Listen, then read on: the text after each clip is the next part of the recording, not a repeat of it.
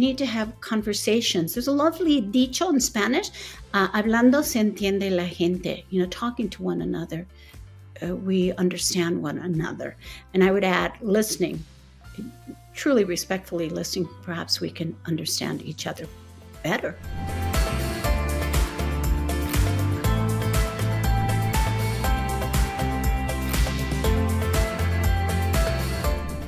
Hi, I'm Heather Marie Montilla, and you are watching PBS Books.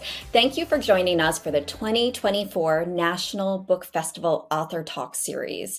Since 2015, PBS Books has shared with audiences across the country voices of dynamic, diverse authors as they attended book festivals. PBS Books is proud to partner with the Library of Congress to promote their 2024 National Book Festival. Let's take a moment to hear from the Librarian of Congress, Dr. Carla Hayden.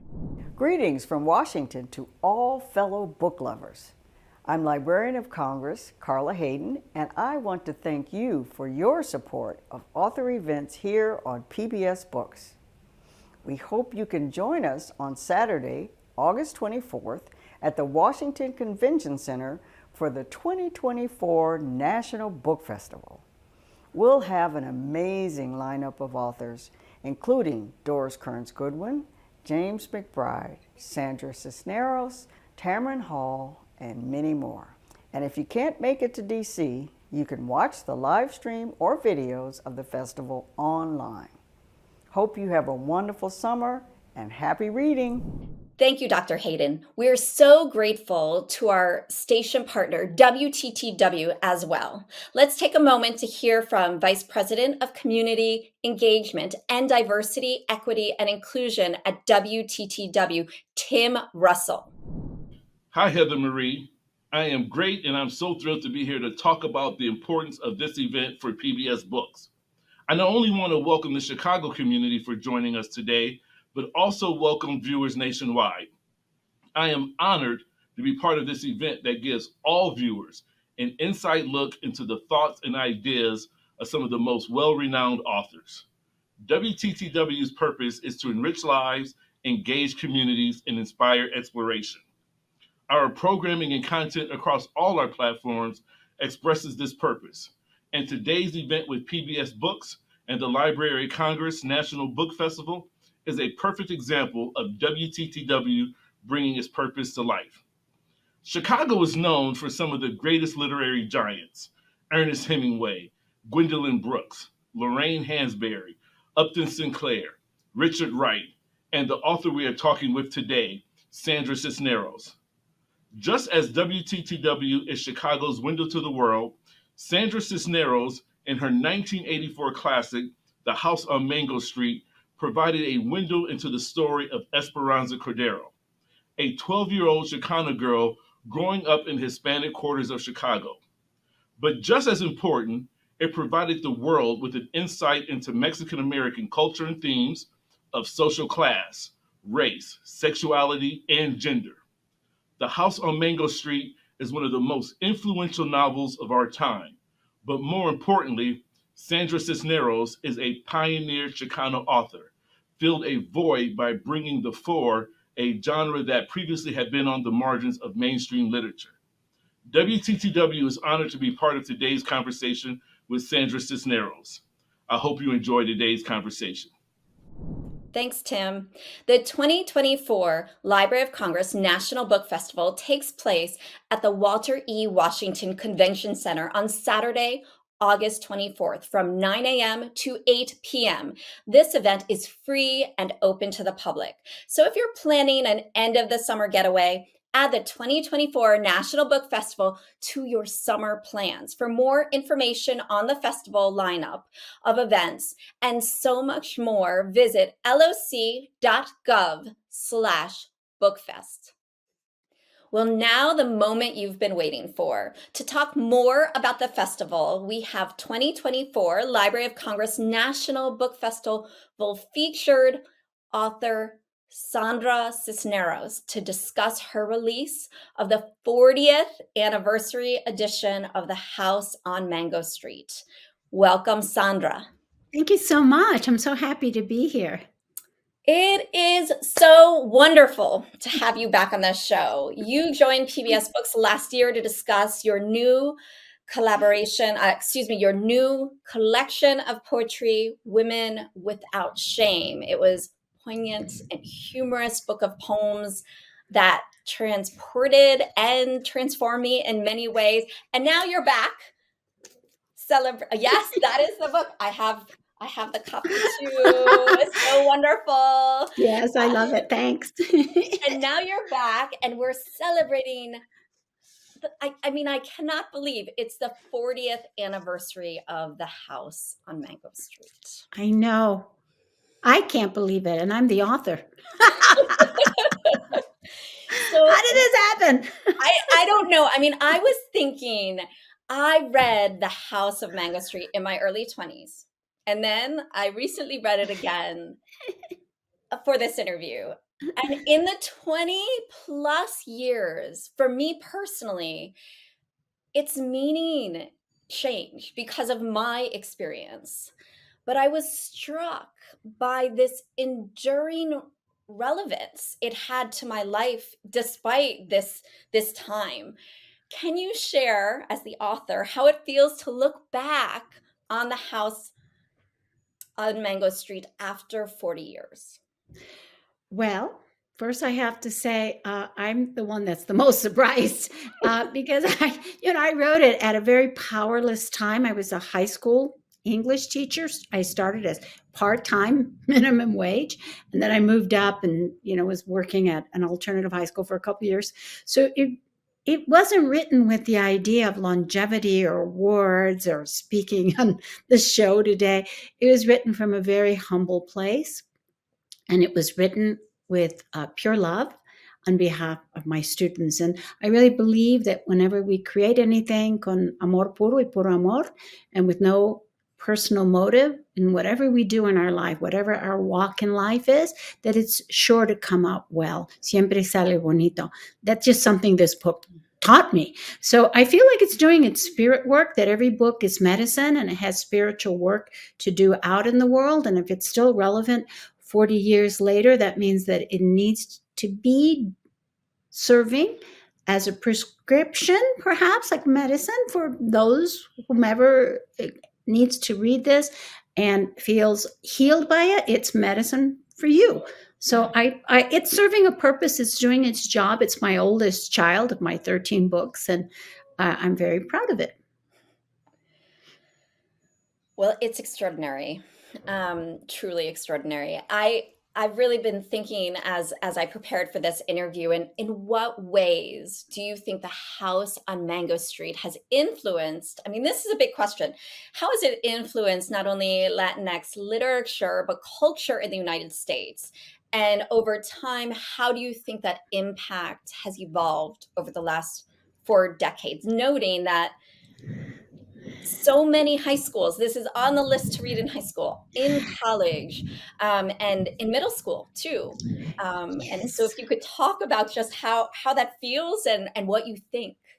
Okay, I think that life gives you these astonishing reward, but also throws a whipped cream pie. So even though my book is coming out in its 40th year, it has also been banned in South Texas and the Rio Grande Valley and asked to be removed in some of the schools in South Texas, and the state I lived in the longest. So I feel, on the one hand, that I'm celebrating the 40th anniversary of a book that I wrote con puro amor, with pure love, and is doing spiritual work. But on the same hand, people who have a very faith-based reality feel afraid of this book.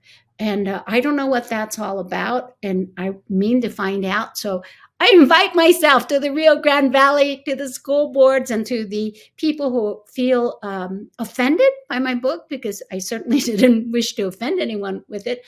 I wrote it to heal and to have us talk about things that maybe we're afraid to talk about, and that is speaking to the lives of many young people, and especially young girls in the community I come from. So you might see me in the Rio Grande Valley inviting myself to a school board meeting, and it's one of many books at this time in history that I feel is upsetting people And anytime a book does that, I want to read it. So I'm started a project this summer to read all the books on that list that they want removed, to understand, because I really want to go with deep listening to hear what communities that are offended or upset by my writing. I don't understand that, and I think we need to have conversations. There's a lovely dicho in Spanish, hablando se entiende la gente. Talking to one another, we understand one another. And I would add, listening, truly respectfully listening. Perhaps we can understand each other better. And this, for me, is an opportunity. I love that you said that. And I also think your book, in so many ways, helps so many people to understand others and also understand themselves and where they were at. So many of your works have dealt with Yeah. and explored identity, gender, and Chicana culture. I also, when I read it, I remember when I read it when I was younger, domestic violence and assault played a big role in it. Was, for me, one of the first times I saw that. But as an adult, the importance of understanding the world and the importance of the presence of that, to give people a place and space to have dialogue about tough things. I wanted to ask you, what themes resonate most deeply with you today after all this time, and how have your inspirations shaped your lens of exploration? That's a big question. Well, one of the things that's happening now, like today, this week, is that I'm working on The House on Mongo Street, the opera adaptation, along with composer Derek Vermel. We've been working on it since 2017, and we're about to premiere it at the Glimmerglass Festival this year. And so I feel as if 40 years later, I'm still working with these characters. I'm exploring them in a new medium. I'm understanding the story I wrote when I was in my 20s. I'm practically 70 this year, and I'm seeing it in a new way. And I can't tell you how much I'm enjoying immersing myself back into the world of House on Mongo Street and working on the libretto and listening to the wonderful songs that Derek Vermel has created, and fabulous singers. They just make the hair in my body stand up and make me cry, because I wrote them in such a powerless time about people who don't count, people who aren't history, people who nobody even sees as human. And I wrote their stories thinking, I didn't expect anything to come from it.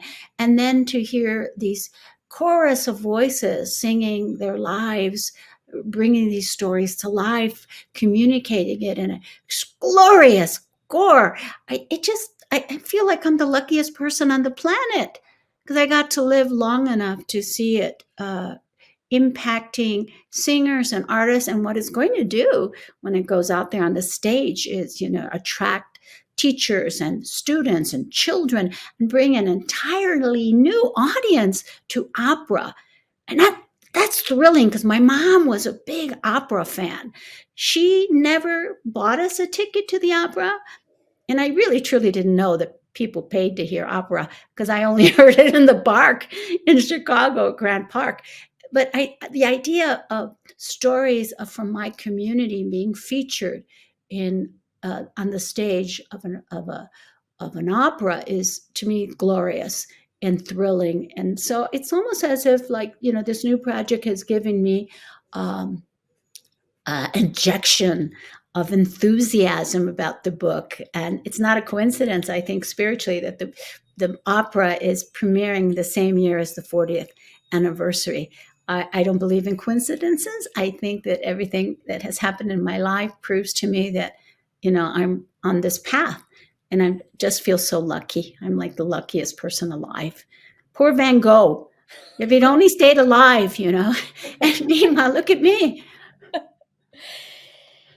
It is glorious. Yeah. And I think so many people, I love opera, and I was very fortunate when I was in college to go to the opera. And I hope I'll have the opportunity at some point to see, maybe they'll videotape it, so it will live beyond the opera at Glimmerglass, which is an amazing place and space. I also want to note I did read the book the second time around, but I also listened to the audiobook. So, speaking about people who bring things to life, I just want to note that you narrate or narrated the audiobook I listened to, and how special that was for me as a reader to know that the author was narrating their book, and that all of the intonations and it was so authentic, obviously.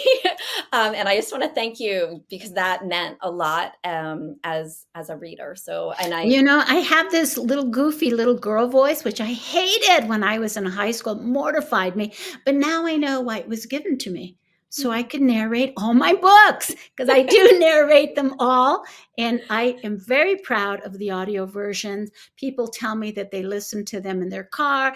They tell me that they gift people who are ill to hear it and that my voice is very soothing. Now, tell that to my 6 brothers. They will not believe it. But I am so happy I was given this little girl's voice because now at 69 and a half, I understand why. well, in your book, Esperanza, she talks about going back to those left behind. Um, do you go back to where you grew up in Chicago, and what impact do you hope to have locally? Well, I go back every year, actually, several times because my family still lives in Chicago. I'm there a lot.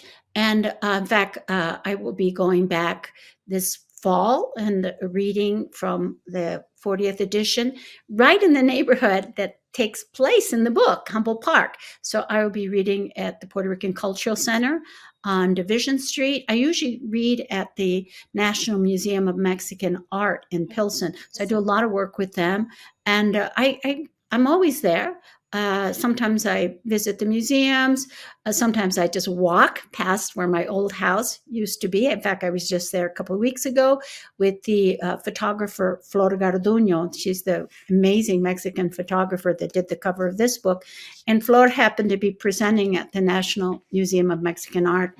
And since we were both staying in Humboldt Park, she said, "Take me to your house." And I said, "Well, I can take you to my house, but it's not there anymore. However, there's a twin house across the street that is a mirror image of my house." And she made me go there. And she took my environmental portrait in front of that house. And then she walked me to another house in the neighborhood. She made me lie on the ground and ruin my shoes and did some great portraits. I have to say it was totally worth ruining my new shoes. But that just goes to show that I'm back there a lot. I try, especially to visit my family, and it's hard because sometimes I have to work and sometimes I have to visit my family. It's hard to do both, but I still feel like Chicago's one of my homes. San Antonio is another one, and where I live now, San Miguel de Allende is yet another. You've spent a career inspiring others. Who is someone you're most proud to have had an impact on, and why? Oh, well, there's so many. But I think one of the ones that I'm proudest of, that I can think off the top of my head is Edwidge Dandicott. I remember meeting her in New York when no one knew who she was and she wanted to meet me. And now she's all grown up and I just admire her and I'm so proud of the work she does. I think she's brilliant. And she's my hero. So she's one of many, many heroes that I now, see as a colleague rather than as a student or an underling. There's many writers that I can mention, but that's the one that pops in my head first. Perfect.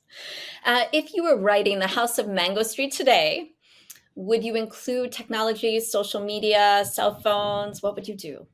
Well, that is a cool question because we actually had to ask ourselves that, the composer and I, Derek Vermel of the opera, and we had to decide, do we have cell phones? And one version we did because we had Alicia videotaping a crime that was happening in the community, so we needed the phone there. But that draft went out the window, and we just decided to do the opera without the phones. And anyway, my characters do mention phones in the opera, but they don't have any money for a phone.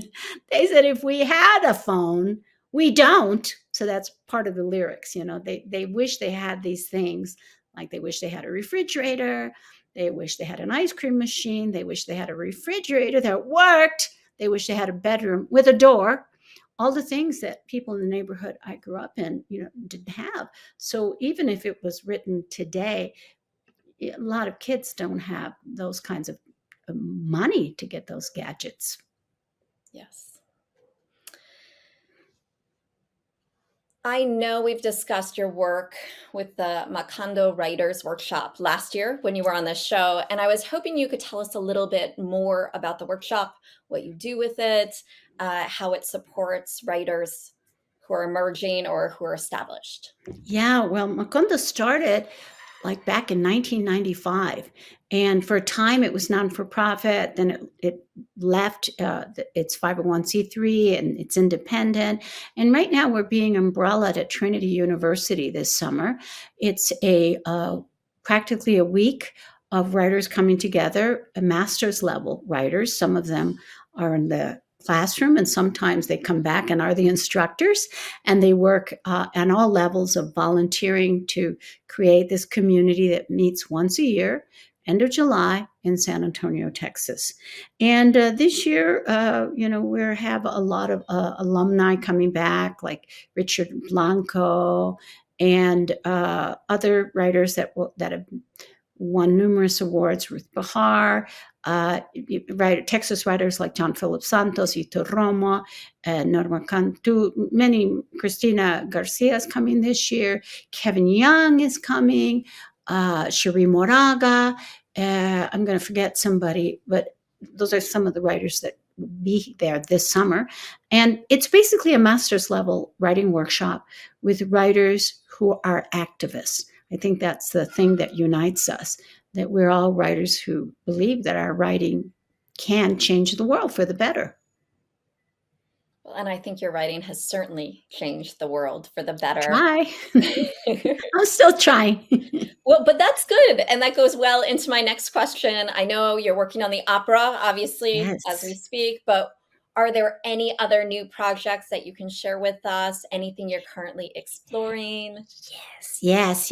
Well, I'm always in the back burner working on essays, and for a next book of essays. I like essays, but I've written 22 new poems Wow.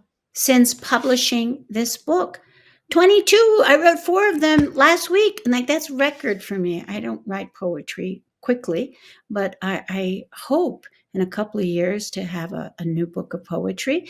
And then next year, I'm going to stay home. That's my goal, to stay home so that I can work on fiction.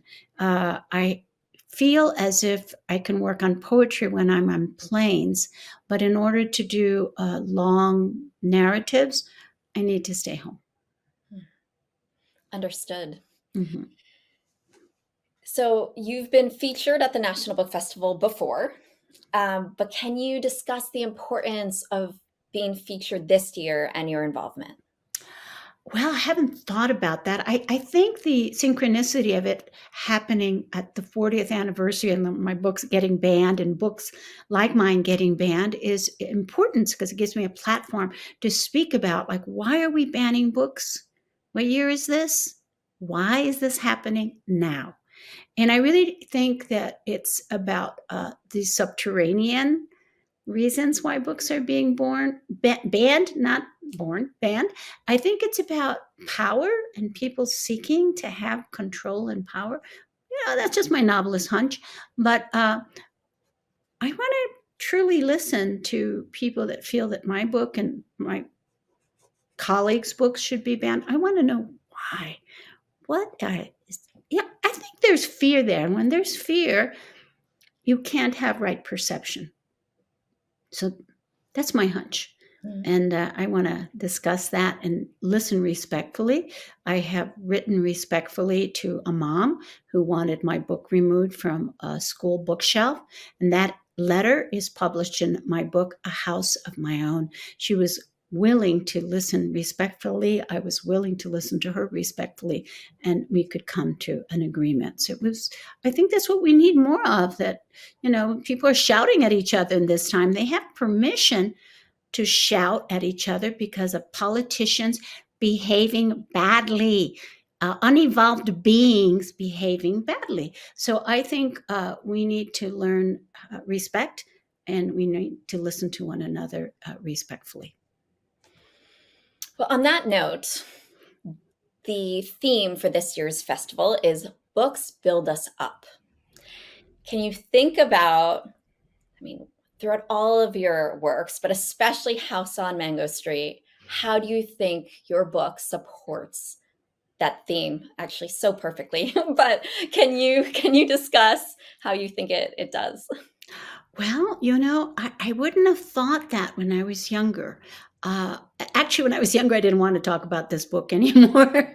But now I'm excited because I feel that my book is a valuable medicine for people that are in pain. They write to me, they tell me testimonials that you wouldn't believe, like, oh, and when I was in sixth grade, I was told by my counselor I couldn't go to college.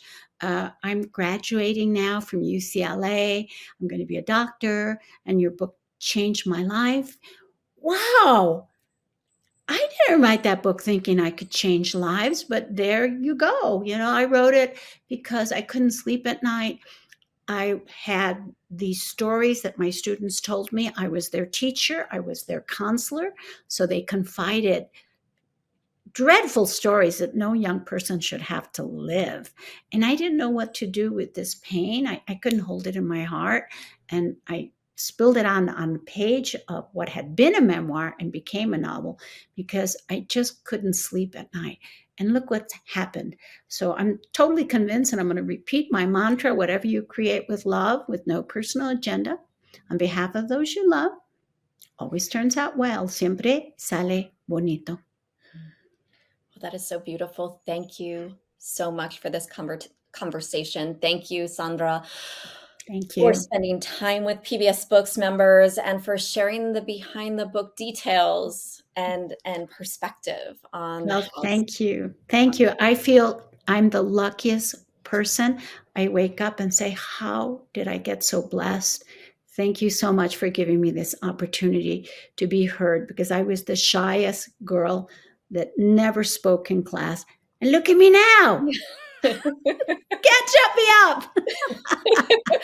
It is extraordinary, in fact, how amazing you are. And this has just been so much fun. So thank you very much. And we also want to thank all of you out there for joining us today. Make sure to like and subscribe so you don't miss out on any of the 2024 National Book Festival Author Talks in collaboration with the Library of Congress. The full schedule of featured author talks can be found on our website at pbsbooks.org. And don't forget to be part of the festival on Saturday, August 24th from 9 a.m. to 8 p.m. The event is free and open to the public. Visit loc.gov/bookfest for all the details.